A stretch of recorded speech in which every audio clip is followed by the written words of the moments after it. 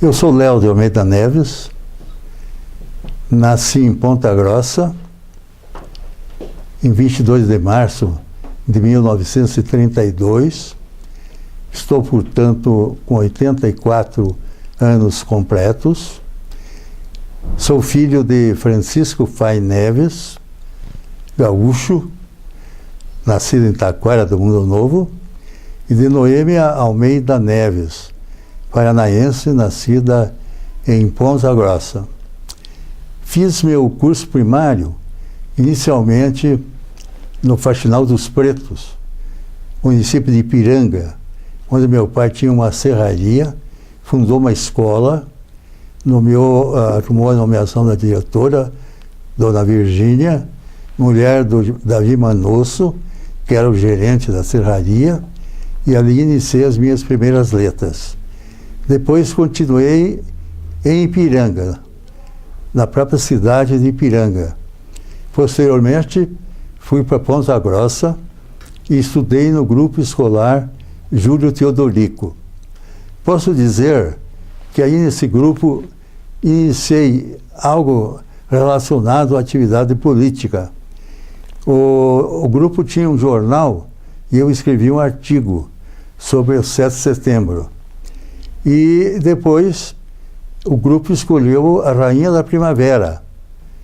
E eu fui escolhido como primeiro-ministro.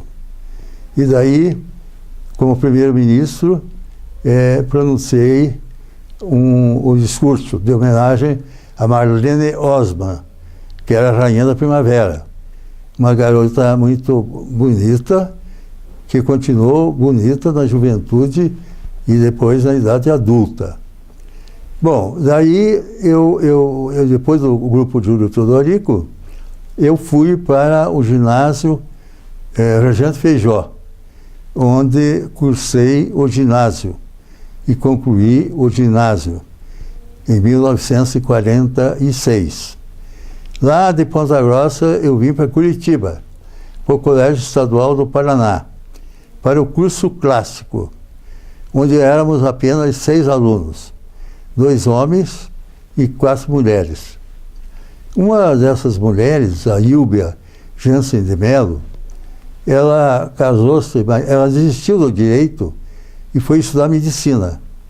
E se casou com um religioso, com um homem da religião evangélica.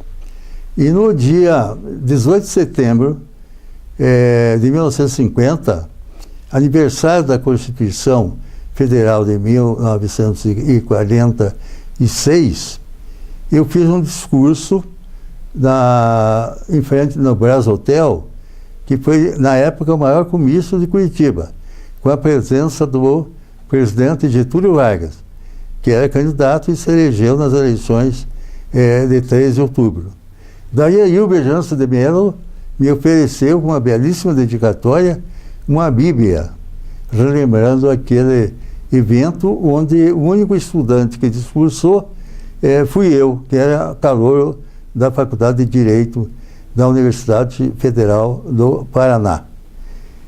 E assim eu tive a minha iniciação política, que prosseguiu com o meu ingresso no antigo Partido Trabalhista Brasileiro, criado em 27 de março de 1945 por Getúlio Vargas, que aliás criou também o Partido Social Democrático, para abrigar pessoas que participaram do seu governo. E com isso ele dominou a esquerda e o centro do Parlamento Nacional. E isso permitiu que ele, embora deposto pelas Forças Armadas em 29 de outubro de 1945, se elegesse em 2 de dezembro de 45, com as eleições gerais, senador por 2 estados, São Paulo e Rio Grande do Sul. Em São Paulo, pelo PTB, no Rio Grande do Sul, pelo PSD, os 2 partidos que ele fundou. E se elegesse também deputado federal por 7 estados, inclusive pelo Paraná, porque naquela época a legislação permitia que uma mesma pessoa se candidatasse por vários estados. Então eu ingressei na vida pública muito cedo. Na verdade, eu fiz a campanha presidencial, essa de 2 de dezembro de 1945, em que concorreram Eduardo Gomes, pela UDN, Eurico Gaspar Dutra, pelo PSD, e Edo Fiuza, pelo Partido Comunista, e Mário Rolim Teles, pelo Partido Agrário Nacional, que era uma candidatura apoiada pelos ruralistas de São Paulo, com muito pouca expressão nacional. Daí, como eu não concordei com o golpe de Estado que derrubou o Getúlio em 29 de outubro de 45, eu apoiei o Mário Rolim Teles. E o farmacêutico da cidade mandou imprimir 6.000 cédulas, porque naquela época a eleição presidencial era com cédula comum, cédula pequena. Eu então entreguei essas cédulas em algumas construções civis, alguns populares, e no dia da eleição, onde o presidente da mesa deixava eu entrar, eu fornecia as cédulas para o eleitor eventualmente escolher. E, pelos dados oficiais, em Ponta Grossa, o Mário Rolim Teles, candidato do Partido Agrário Nacional, teve 105 votos. E em todo o Brasil ele fez 6.250 votos, tendo, portanto, em Ponta Grossa a sua maior votação em todo o país. Mais tarde, aos 18 anos, eu ingressei no Partido Trabalhista Brasileiro, em Marialva, no norte do Paraná, onde meu pai tinha um empreendimento industrial. E no PTB, eu logo me elegi membro do diretório estadual, e depois fui deputado estadual em 1958, e fui nomeado também como vice-presidente nacional do PTB, um dos 4 vices, após o falecimento do senador Abilon de Souza Naves, que era um dos 4 vices, e daí eu fui convocado para ser o substituto do Abilon de Souza Naves. E em novembro de 1961, eu fui nomeado diretor da carteira de crédito agrícola e industrial do Banco do Brasil. Fui nomeado pelo presidente João Goulart e pelo primeiro ministro da época, que era o Tancredo de Almeida Neves. E nesse cargo, nessa diretoria da carteira de crédito agrícola e industrial, eu abrangi aqui a região sul, São Paulo, Paraná, Santa Catarina e Rio Grande do Sul. Tive ensejo de ter contato direto com os agricultores, com as entidades de classe desses 4 estados, porque estabeleci como norma, todo fim de semana, me reunir com as cooperativas e entidades de classe da minha região, que era a mais forte do Paraná. Interessante que mais tarde eu fui presidente do Banestado. E fui eleito vice-presidente da entidade que congregava os bancos estaduais de todo o país. E tivemos uma reunião em Brasília com então o presidente João Figueiredo, general, que foi o último presidente da ditadura. E daí eu me sentei ao lado do presidente João Figueiredo. E ele me perguntou: você é parente do Tancredo de Almeida Neves? Por causa do nome, né?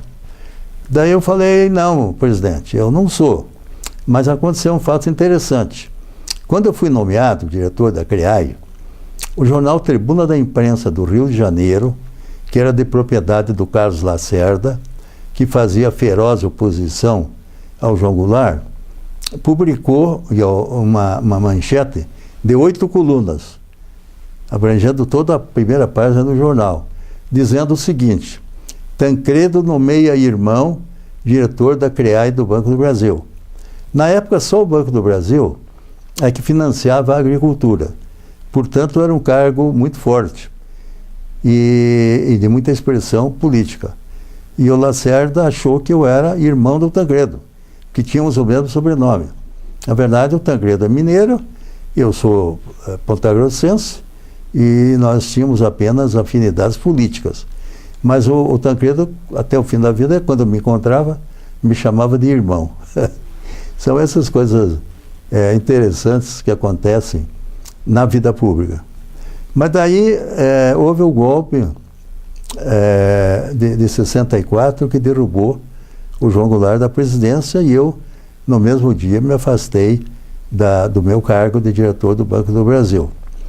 E daí me representei, eu era procurador concursado do antigo IAPTEC, que era o Instituto de Aposentadoria e Pensões, dos empregados em transportes e cargas, e me apresentei no Rio de Janeiro, porque eu morava no Rio, tinha filhos menores, estudando no Rio, e não quis vir para o Paraná. Então, pleiteei do então presidente do IAPTEC, presidente nacional, já nomeado pelo regime militar, mas como eu, procurador federal, pleiteei para ele de trabalhar no Rio, sem nenhuma vantagem adicional, quer dizer, sem diária, sem transporte. E lá fiquei.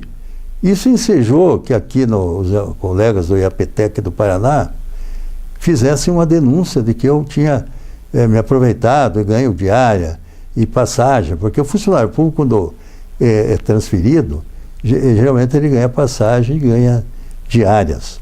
Mas eu, no próprio pedido, já formulei que não queria nada, apenas receber os vencimentos de procurador. Então trabalhei no Rio de Janeiro e daí vim para o Paraná para disputar as eleições de 66, que foi uma eleição do regime militar, mas com algumas virtudes que não se repetiram depois. Por exemplo, os programas da Justiça Eleitoral não tinha marqueteiro. O partido indicava quem ia falar e a pessoa se apresentava e dizia seu nome, o cargo que estava disputando e falava. Não tinha a marketagem que tem depois, em que se gasta uma fortuna para organizar um programa de justiça eleitoral. O marqueteiro é a principal despesa dos candidatos a governador, presidente, deputado. Então, naquela época, a ditadura permitiu uma eleição muito honesta. Havia outdoors na cidade, instalados pela prefeitura, onde os candidatos afixavam seus cartazes. Enfim, não havia esse dispêndio de dinheiro que depois se transformaram as eleições no Brasil, com as empresas financiando. Essa próxima eleição, inclusive, não vai ter, foi proibida pelo Congresso Nacional, a contribuição financeira de pessoas jurídicas para os candidatos, o que é um avanço, no meu modo de ver, muito grande. Só as pessoas físicas que podem contribuir para os candidatos. Proibido pessoa jurídica. E creio que isso é um aprimoramento democrático muito grande. Mas daí eu fiquei deputado federal mais votado do Paraná, presidi a CPI da desnacionalização, que já naquela época abordou a questão da muitas empresas brasileiras serem absorvidas pelo capital estrangeiro. Fiz parte da CPI da energia nuclear, defendendo a tese, naquela época, que toda a CPI defendeu também, de que a energia nuclear no Brasil não tivesse participação também de capital estrangeiro. E fiz parte também da CPI que analisou a venda da Fábrica Nacional de Motores, que era uma indústria de caminhões muito importante no Brasil, mas que infelizmente foi vendida, foi desnacionalizada também. Mas daí adveio o AI-5. No dia do ato institucional número 5, que foi 13 de dezembro de 1958, será que é isso mesmo? Eu fui patrono da turma de engenharia agrônomo, engenheiros agrônomos aqui do Paraná. Eu ganhei na votação do Ivo Arzua e do Ney Braga, que tinham sido ministros da Agricultura. E como eu prestigiei muito os agrônomos durante o meu tempo da carteira agrícola, eles me escolheram para patrono. E eu vim para essa solenidade no dia do AI-5. E os deputados que vieram, tinha escala em São Paulo, no avião da VASP, da antiga VASP. Os deputados, como eu, que saiu às 14 horas, fez escala em São Paulo, tudo bem. Os que vieram às 15, os deputados foram presos ao chegar em São Paulo. Mas daí eu fui para a solenidade E o Flávio Supercílio Lacerda, que depois foi ministro da Educação no governo militar, era reitor da Universidade do Paraná, e perguntou para mim: você quer falar, Léo? Digo, eu falo. Porque patrono não costuma fazer discurso, geralmente só o paraninfo. Mas daí fiz um discurso caloroso, que foi o meu último ato público. Porque em 13 de março de 69, eu tive meu mandato cassado pelo regime militar. E daí, o meu amigo Horácio Sabino Coimbra, que era presidente da companhia Cacique de Café Solúvel, que é a maior indústria brasileira exportadora de café solúvel, que tem sede em Londrina, e atualmente tem 3 fábricas, uma de café spray dried e 2 do sistema freeze dried, que é solubilizar o café ou a baixa ou a alta temperatura. Mas o Horácio Sabino Coimbra, que era meu amigo, e nós tínhamos sido companheiros da campanha para governador do Nelson Maculan, que perdeu para Ney Braga, ele me convidou para trabalhar na Cacique.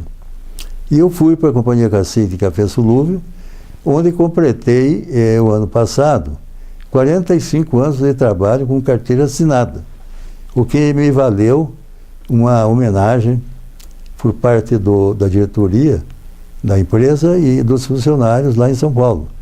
Porque eu atualmente, e desde aquela época, aliás, eu trabalho em São Paulo, na Companhia Cacique de Café Solúvel.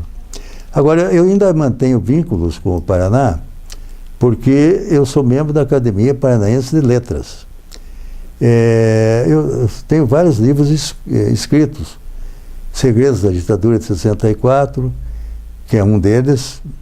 Tenho outro sobre as privatizações do FHC, da editora Saga, do Rio de Janeiro, e também da Paz e Terra, de São Paulo. Eu também tenho um livro, Vivência de Fatos Históricos, é um livro de 534 páginas, da editora Paz e Terra de São Paulo, que é uma editora importante, que teve, inclusive, no Conselho Editorial, como membro, o presidente Fernando Henrique Cardoso. E pelo fato de ter vários livros editados, lançados, lancei por exemplo, uma coisa interessante, esse livro, não O Segredo da Ditadura, o anterior, Vivência de Fatos Históricos, eu lancei no Clube Militar do Rio de Janeiro.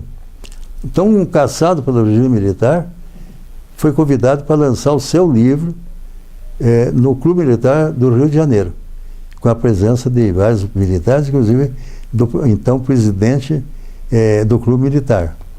Lancei também no Espaço Cultural da Câmara dos Deputados do Rio de Janeiro, e lancei em outras capitais de São Paulo, Porto Alegre, lancei aqui no interior do Paraná, Londrina, Foz do Iguaçu, e por isso sou membro da Academia Paranaense de Letras, com muita honra. E na vida pública eu ainda me elegi outra vez deputado federal, depois que terminou meu período de afastamento da vida pública, e me elegi, fiz parte. Fui suplente do senador Roberto Requião. Quando ele se elegeu, eu era suplente dele, mas não cheguei a exercer o mandato de senador. Mas a minha atividade política, na verdade, de certo modo me afastei, porque a última eleição que eu disputei foi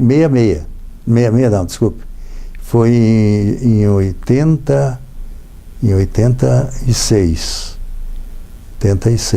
exatamente.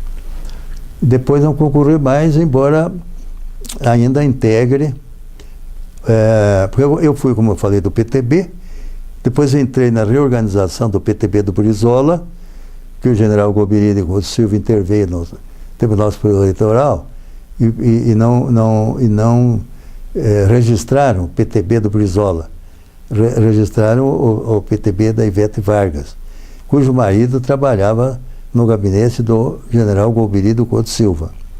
Daí o Brizola organizou o PDT, Partido Democrático Brasileiro. Eu fiquei no PMDB, organizei o MDB, Quando acabaram os partidos, PTB Arena, organizou-se o MDB. Eu organizei o MDB de Curitiba e fui presidente do MDB de Curitiba. Mas com a minha cassação, eu saí e atualmente fiquei depois no PMDB, uma boa temporada, e depois ingressei no Partido Democrático Trabalhista e participei da campanha eleitoral do Gustavo Frutti, atual prefeito de Curitiba. Então, em linhas gerais, a minha carreira política foi essa. E a minha atividade profissional, como advogado e como economista, se dá na Companhia Cacique de Café Solúvel. Bom, é interessante relembrar que eu fui estudar Direito, que me considerava vocacionado, e assim fiz o curso clássico no antigo Colégio Estadual do Paraná.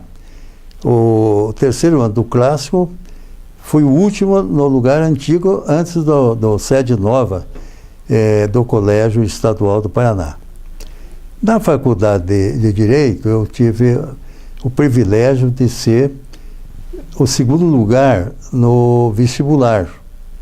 O primeiro lugar foi um cidadão que tinha estudado para padre, tinha uma cultura muito grande, e eu tive o mérito de ser o segundo classificado para o vestibular. Na formatura de Direito, no curso de Direito, eu já disse que sou procurador federal do antigo IAPTEC. E depois que eu fui para a Companhia Cacique de Café Solúvel, eu exerci funções, eu fui diretor e fui presidente da Cacique de Armazéns Gerais, que depois foi incorporada pela holding da Cacique. E também na Cacique, eu há vários anos, sou assessor da presidência e sou assessor da área jurídica e tributária, e principalmente os assuntos relacionados ao ICMS, ao Imposto de Circulação de Mercadorias, está afeto à minha atividade nessa empresa. Eu gostaria de mencionar com muita ênfase a minha carreira de jornalista. Eu fui jornalista profissional. Eu criei alguns jornais, o PTB, por exemplo, que era uma revista, jornal político, e também a Vanguarda Trabalhista, e depois fui para o Diário do Paraná, no ano da fundação do jornal. Aliás, o Horácio Sabino Coimbra, o fundador da Cacique, foi vice-presidente da Companhia Cacique do Diário do Paraná. O Adebal Ramos da Silva era presidente. Não, Adebal Ramos da Silva não, Adebal Stresser. E o Horácio Sabino Coimbra foi um dos financiadores do Diário do Paraná e foi vice-presidente. Mas como jornalista, no Diário do Paraná, eu fazia as polinotas. Era uma coluna de notas políticas, onde eu ajudei e colaborei muito para divulgar as ideias do trabalhismo. Mas eu fazia polinotas em geral, não era só isso. Eu criei no Diário do Paraná também a coluna sindical. Não tinha aqui na imprensa do Paraná coluna sindical, eu criei. Ou seja, notícias específicas sobre os sindicatos de trabalhadores de Curitiba e do Paraná que estavam em ascensão naquela época. Eu fiz também no Diário do Paraná, algumas vezes, editoriais, e fiz muitas entrevistas com personalidades políticas e empresariais. Enfim, eu tive uma militância forte, inclusive me elegeram secretário dos jornalistas profissionais do Paraná, na gestão do João de Deus Freitas Neto. Ele presidente e eu secretário geral do sindicato. Eu tenho belíssimas recordações da carreira de jornalista. O Ribas foi meu colega, sentava do meu lado. O Ayrton Batista foi redator-chefe do meu tempo, que é meu amigo também até hoje. E foi uma época que eu tenho belíssimas recordações. A gente vibrava com os acontecimentos políticos. A gente trabalhava até a noite, ganhando salário mínimo, recebendo até salário em forma de imóveis. mas a gente gostava da atividade. Eu fiz, por exemplo, uma reportagem, uma bela noite alguém liga para o Ayrton Batista, diz, olha, foi descoberto petróleo, vestígio de petróleo em Canto de Abreu, lá no interior do Paraná. Daí o Ayrton alguém se candidata, digo, olha, eu sou voluntário. Aí peguei um ônibus na manhã seguinte, ônibus do meu bolso, a passagem. Fui para Ponta Grossa, o Firigote estava lá para me esperar, que era do Dia dos Campos, e nós fomos lá para perfuração de petróleo da Petrobras, que deu realmente emanação de gás. E os engenheiros e funcionários da Petrobras, que estavam perfurando petróleo, eles tinham um entusiasmo, uma vibração pela atividade deles fantástica. E eu escrevi uma reportagem de página inteira que o Diário do Paraná publicou a respeito da perfuração de petróleo. Daí não deu petróleo, porque também era perfuração baixa, mas deu gás. E posteriormente a Petrobras descobriu muito gás nessa região e parece que vai ser explorado comercialmente o gás. Mas nessa região tem também um agrupamento indígena. E eu aproveitei a viagem e fiz uma reportagem sobre os indígenas daquele agrupamento que tinha lá, da FUNAI. E fiz também uma reportagem de página inteira que saiu no outro domingo no Diário do Paraná. E nós, todo o aniversário do Diário do Paraná, que ocorre dia 29 de março, nós reunimos os colegas. E eu compareço quase todos esses jantares e nós temos muito prazer em reevocar e relembrar os grandes feitos e os colegas de alto brilho que participavam conosco desse grupo de redatores, como tem, lembro agora do René Duarte, lembro do Antônio Brunetti, enfim, uma gente, Ribas, gente muito boa, muito competente, o Dino Almeida e outros. Bom, eu gostaria de terminar essas minhas palavras falando de um dado importante. Eu já contei que era deputado federal, mais deputado do Paraná, fui cassado. Por que fui cassado? Os condenados, os cassados, não tomavam conhecimento das razões de sua cassação. Eles não tinham direito de defesa. E não sabiam por que foram cassados. Só saía na Voz do Brasil o ato do Ministério da época, né? Do Presidente da República cassando o cidadão por 10 anos. E também cassando o emprego. Eu fui aposentado proporcional ao tempo de serviço. Eu tinha 15, 35 avos, tempo de serviço, me aposentaram também. Mas então a gente não sabia por que foi cassado, porque não tinha direito de ser cassado. E a coisa mais grave ainda, as atas do Conselho de Segurança Nacional. O Conselho de Segurança Nacional era o Ministério, ministros militares, presidente da República, os demais ministros compunham o Conselho de Segurança Nacional. E essas atas eram vedadas ao conhecimento público. Ninguém podia acessar essas atas. Daí, em 2009, o presidente Luiz Inácio Lula da Silva, baixou um decreto abrindo as atas do Conselho de Segurança Nacional, que eram proibidas, que eram secretas, abrindo ao conhecimento público. Eu, então, acessei a ata da reunião que me cassou, 13 de março de 69, e lá obtive a íntegra dos motivos da minha cassação. E esses motivos eram tão pueris, tão infantis, tão sem significado político. Por exemplo, lá dizia nas razões da minha cassação que eu fiz discurso na Câmara dos Deputados dizendo que quem deveria ser demitido era o general Macedo Soares, que era o ministro da Indústria e Comércio, e não o senhor Horácio Coimbra, que era presidente do Instituto Brasileiro do Café. Isso entrou como razões, um dos motivos da minha cassação, quando eu tive acesso à ata. Tinha outras coisas absurdas, como tinha o apoio de uma entidade para a sua eventual candidatura a governador do Paraná. e outras imbecilidades totais. Então, o que eu resolvi? Escrever um livro só sobre a ditadura, cujo livro tem esse título, Segredos da Ditadura de 64. E nesse livro eu publico o facsímile da íntegra da reunião do Conselho que cassou o meu mandato. Então, quem quiser saber as razões da minha cassação, está em livro, Segredos da Ditadura de 64, que eu lancei no Clube Militar do Rio, lancei no Espaço Cultural da Câmara, lancei aqui no Conjunto Nacional de São Paulo, na Livraria Cultura.